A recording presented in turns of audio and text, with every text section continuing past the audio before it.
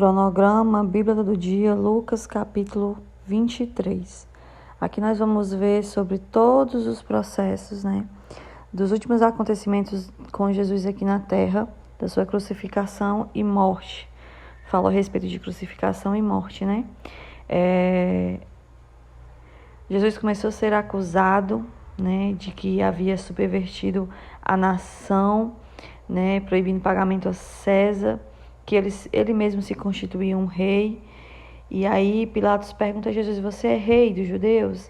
E Jesus, mais uma vez, ele não se autodenominou, ele disse assim: você está dizendo que eu sou, Então, Pilatos, é interessante porque Pilatos, ele reconhecia que Jesus não tinha o porquê, não tinha dado motivos para ser crucificado, mas por ser uma autoridade e não querer decepcionar o povo, ele acabou crucificando, realmente dando a ordem ali, sob também a escolha do povo, que escolheu entre Barrabás, porque era de costume que sempre ali naquela festa uma pessoa fosse solta. Para quê? Para exercer misericórdia, perdão, dar um exemplo. E ali havia Barrabás, que tinha todos os motivos para realmente estar preso e ser crucificado, e tinha Jesus. E a multidão escolheu que Barrabás, um criminoso, fosse solto e Jesus fosse crucificado.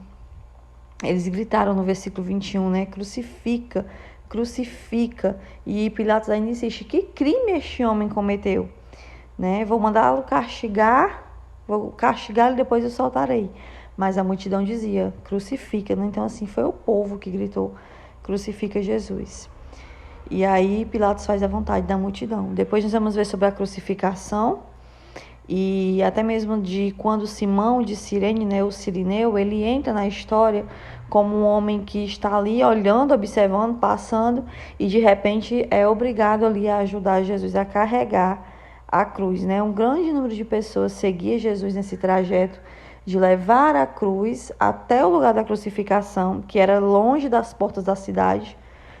Não se matava ninguém, não se crucificava ninguém dentro da cidade. E muitas pessoas choravam, e ali nós vamos ver que a mãe de Jesus estava presente, que as mulheres que acompanharam o ministério de Jesus também estavam presentes, todas chorosas, todas muito tristes por tudo que estava acontecendo. E as pessoas ridicularizaram Jesus, Disseram: tu salva os outros e não te salva a ti mesmo. As pessoas não entendiam, porque se Jesus quisesse ter saído dali, ele nem teria começado a sofrer tudo aquilo, O Pai o teria livrado. Mas Jesus precisava passar por aquilo.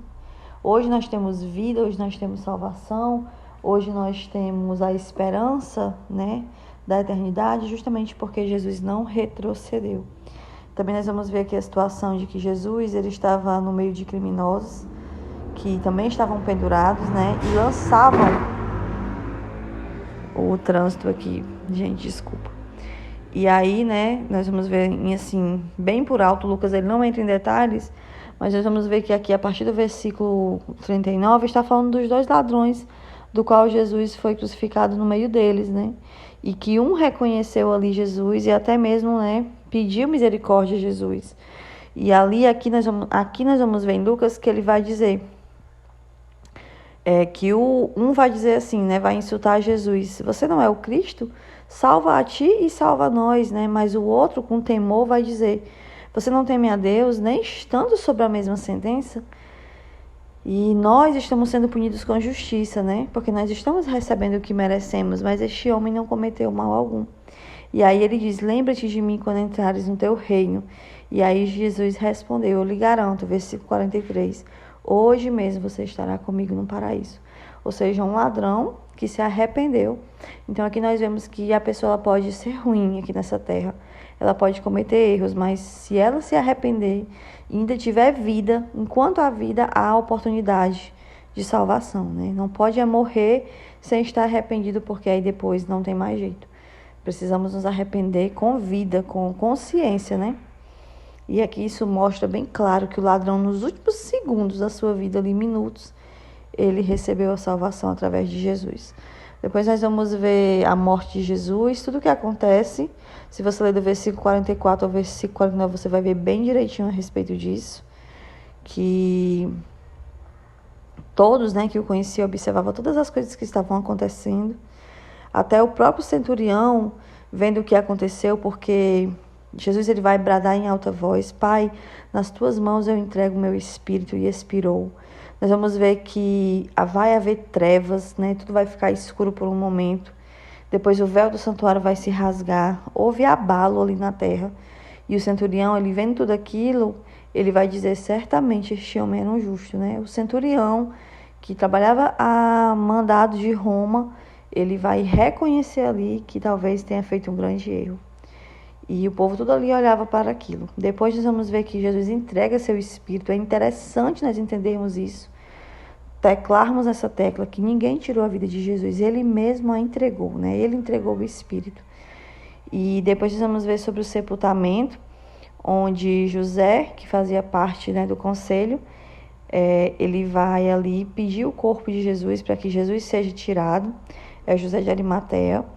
E ele vai se dirigir a Pilatos e vai pedir o corpo de Jesus. Então desceram, envolveram o corpo de Jesus em um lençol de linho e colocaram no sepulcro cavado na rocha, né? E era um sepulcro novo, ninguém havia ainda sido colocado ali.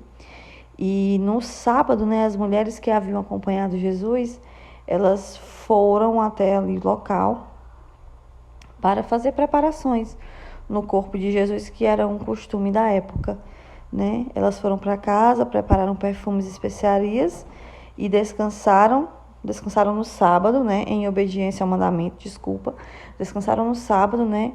E nós vamos ver que em seguida elas vão até Jesus, né? Que nós vamos ver no próximo capítulo, que é o nosso próximo resumo. Deus abençoe vocês.